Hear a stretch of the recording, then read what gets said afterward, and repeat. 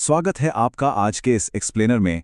आज हम भारत की प्राचीन कलाओं की एक ऐसी रोचक यात्रा पर निकलने वाले हैं जो सिर्फ नृत्य या डांस नहीं है, बल्कि ये सदियों से चली आ रही कहानियों, विश्वासों और परंपराओं का एक जीता जागता रूप है। एक तरह से ये एक कथावाचक यानी स्टोरी टेलर की तीर्थ यात्रा है। चलिए शुरुआत एक ऐसे तथ्य से करते हैं जो सच में आपको हैरान कर देगा। खैर, भारत इतना विशाल देश है और यहाँ अनगिनत क्षेत्रीय शैलियां हैं, है ना?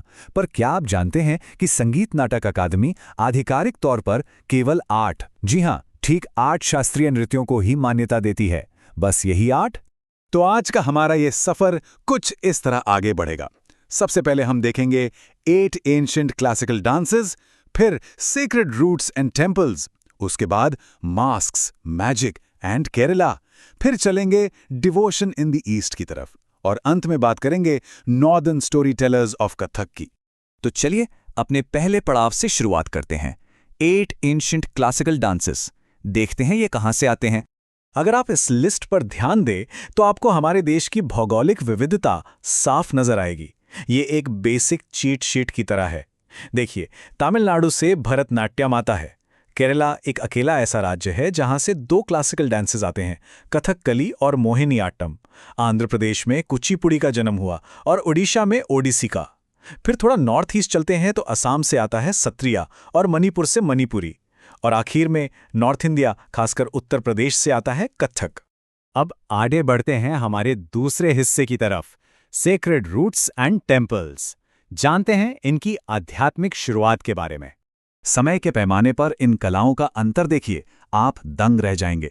एक तरफ भरतनाट्यम है जिसकी जड़ें करीब 2000 साल पुरानी हैं और जिसका जिक्र प्राचीन ग्रंथ नाट्यशास्त्र में मिलता है, और दूसरी तरफ ध्यान दीजिए असम के सत्रिया पर। इसे करीब 500 साल पहले श्रीमंता शंकर देव ने स्थापित तो किया था, पर 8वें शास्त्रीय नृत्य के रूप में इसे आधिकारिक मान्यता साल 2000 में जाकर मिली। ये साफ दिखाता है कि ये कलाएं वक्त के साथ कितनी बदली और विकसित हुई हैं। एक बात जो समझना बिल्कुल क्रूशियल है वो ये कि शुरुआत में ये कोई आम स्टेज परफॉर्मेंसेस नहीं हुआ करती थी। यहाँ एक शब्द आता है एकाहार्य, जिसका मतलब है मंदिरों को समर्पित। प्राचीन समय की देवदासी परंपरा इसका सबसे बड़ा उदाहरण है, जहाँ नर्तकियां अपना पूरा जीवन, अपनी पूरी कला इन्हीं मंदिरों और देवताओं की श्रद्धा में बिता देती थी। और संगीत के बिना भला नृत्य कैसा? इनका साउंडस्केप एकदम अलग है। एक तरफ दक्षिण भारत के नृत्य हैं जैसे भरतनाट्यम और कुचिपुड़ी, जो पूरी तरह से कार्नाटिक म्यूजिक की मधुर थाप पर आधारित हैं, और वहीं नॉर्थ इंडिया का कथक हिंदुस्तानी म्यूजिक की लय पर किया जाता है। दोनों का अपना एक अलग ही मैजिक है। चलिए अब सफर को थोड़ा कोस्टल इलाकों की तरफ ले चलते हैं। तीसरा भाग, masks, magic and Kerala. Kerala का जो विजुअल और थिएट्रिकल एलिमेंट है ना, वो वाकई अनोखा है। आप खुद देखिए, एक तरफ परंपरागत सफेद कसावू साड़ियां एकदम एलिगेंट लगती हैं, और दूसरी तरफ कथकली के वो जटिल बड़े बड़े मुखौटे जो मार्शल आर्ट से काफी प्रभावित हैं। इन मुखौटों में जो नायक यानी हीरो होता है उसके कैरेक्टर को पचा कहते हैं, और जो खलनायक यानी विलन होता है उसे कथी कहा जाता है। और केरला का जो दूसरा नृत्य है मोहिनीअट्टम, उसका तो शाब्दिक अर्थ ही काफी फैसिनेटिंग है। इसका मतलब होता है एक जादूगरनी या मोहने वाली स्त्री का नृत्य। इसकी कहानी सीधे पौराणिक कथाओं से आती है, जहां भस्मासुरा से बचाने के लिए खुद भगवान विष्णु ने एक बेहद आकर्षक महिला यानी मोहिनी का अवतार लिया था। क्या स्टोरी है ना? अब चलते हैं देश के पूर्वी हिस्से की तरफ। चौथा भाग, डिवोशन इन द ईस्ट।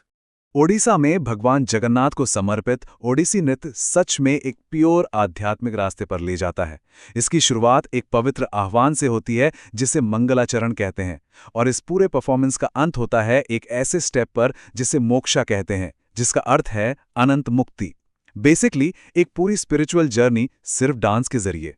और अब अगर मणिपुर की बात करें तो मणिपुरी नृत्य में आपको एक ऐसी डुअलिटी, एक ऐसा दोहरापन दिखेगा जो बिल्कुल ब्रेथ टेकिंग है।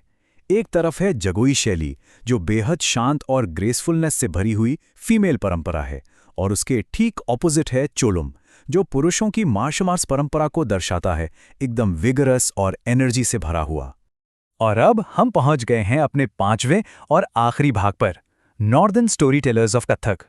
पता है, ये जो शब्द है कथक, ये संस्कृत के रूट वर्ड कथा से निकला है, जिसका सीधा सा मतलब है कहानी। तो मूल रूप से ये कथक कलाकार एक जगह से दूसरी जगह घूमने वाले कथावाचक होते थे। वो इंसानियत के सबसे पुराने महाकाव्यों को, उन कहानियों को अपने हाव भाव और बॉडी मूवमेंट्स के जरिए दर्शकों को सुनाते थे।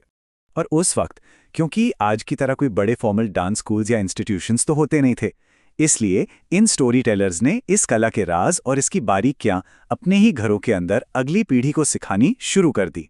वहीं से शुरुआत हुई इन मशहूर घरानों की। लखनऊ घराना, जयपुर घराना और बनारस घराना, ये वही हिस्टोरिकल घराने हैं जो इस कला को आज तक बचाकर रखे हुए हैं। तो जैसे ही एक कथावाचक की ये तीर्थ यात्रा यहाँ पूरी होती है, एक बहुत ही गहरा सवाल हम सबके सामने आता है। सोचकर देखिए, क्या हम इन प्राचीन कलाओं को, इन डांसेस को सिर्फ एंटरटेनमेंट के लिए बचा कर रखते हैं, या फिर क्या सच में यही वो तिजोरी है जिसमें इंसानियत की सबसे पुरानी, सबसे अनमोल कहानियां आज भी महफूज हैं? इस एक्सप्लेनर में हमारे साथ जुड़े रहने के लिए आपका बहुत बहुत शुक्रिया।